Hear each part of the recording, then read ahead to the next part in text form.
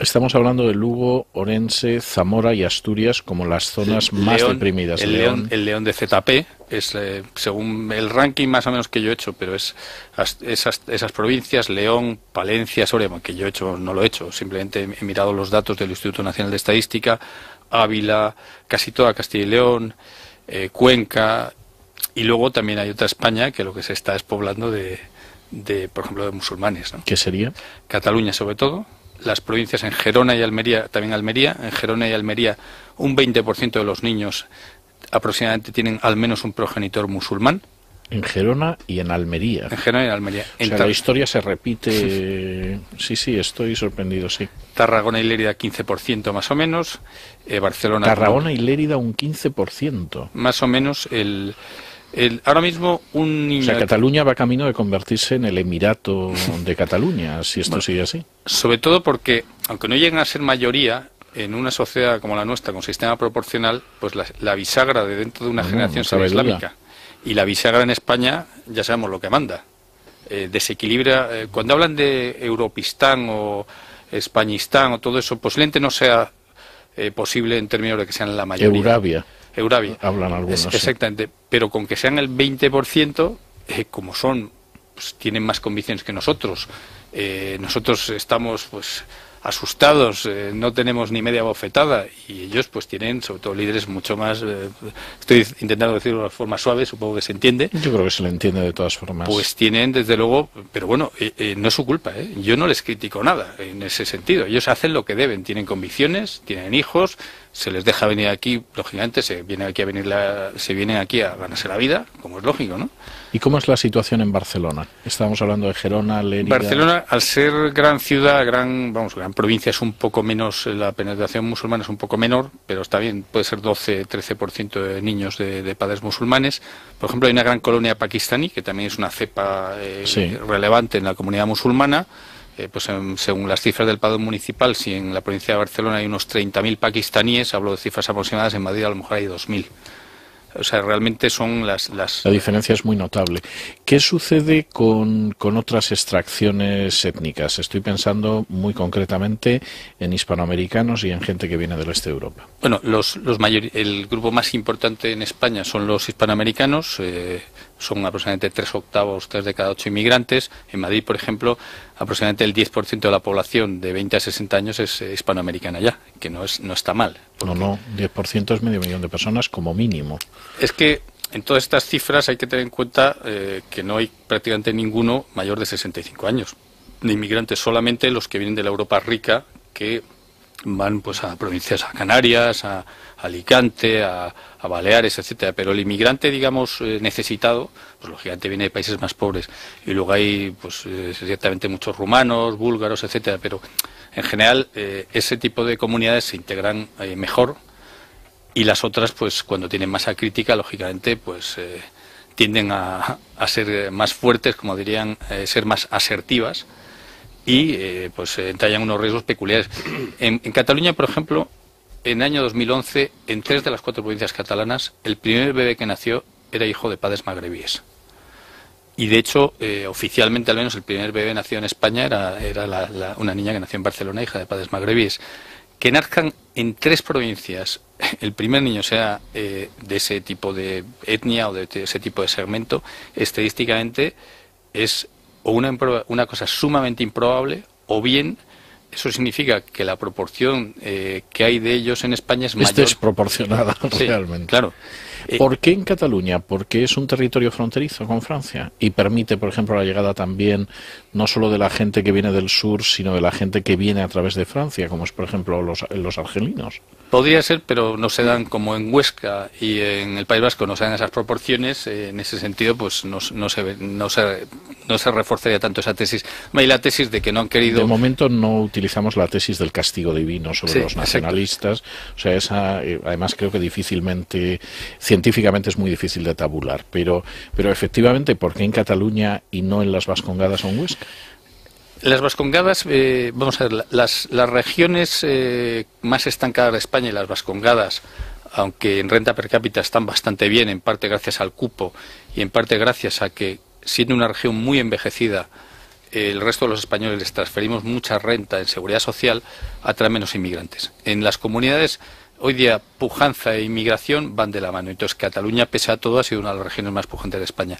Luego, en Cataluña, pues hay la teoría que dicen algunos de que no se ha querido favorecer personas que no hablan español.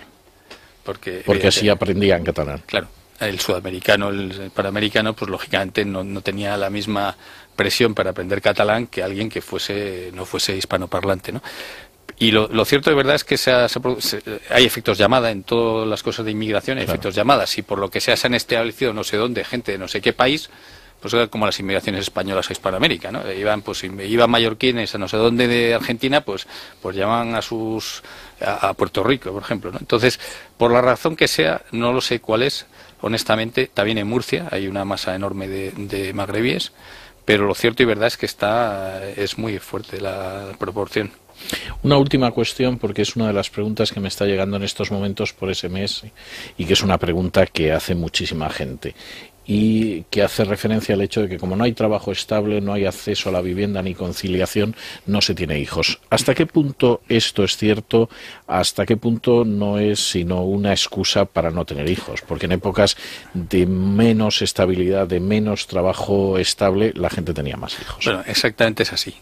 Cuanto más renta hemos tenido, menos hijos tenemos. O sea, es lo contrario de lo que dice la gente. Es verdad que a muy corto plazo, el año que de repente hay un desplome económico, lo normal es que la natalidad ese año caiga, pero nos fijamos de nuevo en los años de la Guerra Civil, donde teníamos más niños con menos población total, por tanto la tasa de fecundidad era mayor, y de hecho la fecundidad donde ha caído abruptamente son los países desarrollados. El problema es que ha caído demasiado, insisto, no es tanto, es lógico que tengamos menos hijos que antes, pero el problema es que ha caído tanto que solamente para que haya relevo generacional, por cada 2 bebés que tenemos haría falta uno más. Un 50% más de niños, pero en regiones como Asturias, por cada bebé que nace hace falta otro más solamente para que la población no mengüe, que son proporciones que asustan. Yo recuerdo un norteamericano que había emigrado con otras personas a El Salvador y se dedicaba a la agricultura, y hablando del crecimiento demográfico en España en los años 90, cuando yo le comenté los datos, soltó una carcajada y dijo, pero ni siquiera va a haber relevo generacional. O sea, estaba, como diciendo, ustedes se han vuelto locos, pero en fin. Don Alejandro, si no tiene inconveniente, yo le voy a pasar los trastos de interrogar a mis compañeros de mesa para que le formulen alguna pregunta. Pues con mucho gusto. Don Javier Somalo. ¿Qué tal, don César? Buenas noches, señor Macarrón. Vamos a ver, una de las preguntas que tenía es precisamente esta que ha llegado por SMS, porque más allá de lo que alguno ha llamado invasión de vientres y que se ha visto en España y en Europa, quiero decir que también creo que hay un suicidio europeo, partimos de 2 datos positivos, que es menor mortalidad infantil y mayor esperanza de vida, que son 2 datos positivos, lógicamente, por el avance de la medicina, por sociedades más acomodadas y con mejor sanidad, pero llegamos a uno negativo. Claro, yo aquí me acojo al el casado casa quiere, que se decía antes, ¿no? Yo no digo que ahora sea así, pero no es verdad que se espera mucho a tener los hijos. Quiero decir, las parejas empiezan a tener hijos quizá a los 30 y tantos y luego tienen 1, 2, ya con el 2 está la famosa frase de ya he cumplido, porque somos 2 y tengo 2, cosa que es evidentemente errónea. Y claro, llegan ya a los 40 y no se quieren tener hijos por si acaso. Don Javier, da usted exactamente en el clavo. O sea, además de las explicaciones de valores, de todo tipo de cosas, técnicamente ese es el gran problema. Que también tiene que ver con valores, porque al no ser un valor tener hijos, lo posponemos. Y es verdad, y lo que hay muchas encuestas o encuestas que se han hecho sobre este tema, en las cuales sale que la mayoría de los españoles de 40 a 50 años habría querido tener al menos un hijo más. ¿Por qué no lo tiene? Porque llegamos demasiado tarde. Yo mismo pues al final he tenido 3 hijos, pero podía no haber tenido ninguno porque los tuve en mis 40, digamos. Claro. Podían haber tenido porque se me podía haber pasado el arroz, como se dice vulgarmente. Y esa es la clave. No es una prioridad. Hoy día la prioridad es primero la carrera profesional, luego la hipoteca, mucho jiji jaja, me divierto, encuentro la pareja perfecta. Pero si tengo 35 años, o tengo 40, o tengo 45, y ese es el drama. Realmente, con tenerlos algo antes los hijos, tendríamos en general, pues entre medio hijo, un hijo más, por así decirlo, en promedio por persona, y con un hijo más no habría problema. O sea que para aquel que piensa que con 2 ha cumplido para que no la pirámide no sea la de un país viejo, muy lejanamente. ¿Cuál sería el mensaje? Si todo el mundo tuviese 2, no habría prácticamente problema. El problema es que siempre va a haber gente que no tiene hijos. Digamos que entre 2 y 3 en una sociedad moderna es correcto, que es decir, que a efectos de que haya una estabilidad poblacional.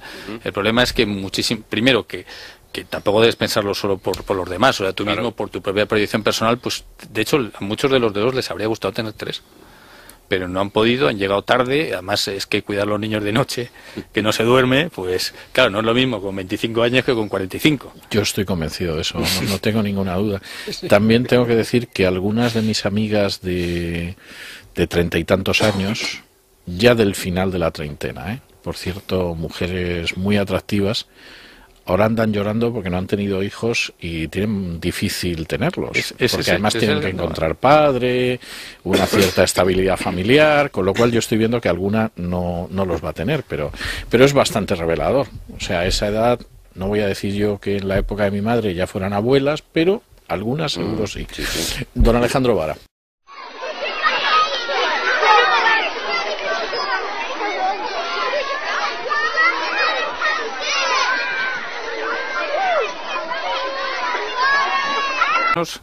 Barcelona, Tarragona y Lérida un 15%. Más o menos ahora mismo un niño... O sea, Cataluña va camino de convertirse en el Emirato de Cataluña, si esto sigue así. Sobre todo porque, aunque no lleguen a ser mayoría, en una sociedad como la nuestra, con sistema proporcional, pues la bisagra de dentro de una generación será islámica.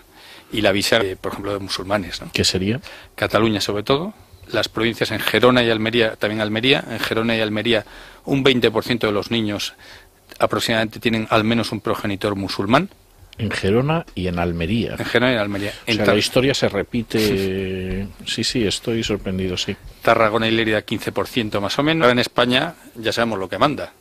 Desequilibra. Cuando hablan de Europistán o Españistán o todo eso, posiblemente no sea posible en términos de que sean la mayoría. Euravia. Hablan algunos. Exactamente. Sí. Pero con que sean el 20%, como son, pues, tienen más convicciones que nosotros. El León de ZP es, según el ranking más o menos que yo he hecho, pero es esas provincias, León, Palencia, Soria, que yo he hecho, no lo he hecho, simplemente he mirado los datos del Instituto Nacional de Estadística, Ávila, casi toda Castilla y León, Cuenca, y luego también hay otra España que lo que se está despoblando de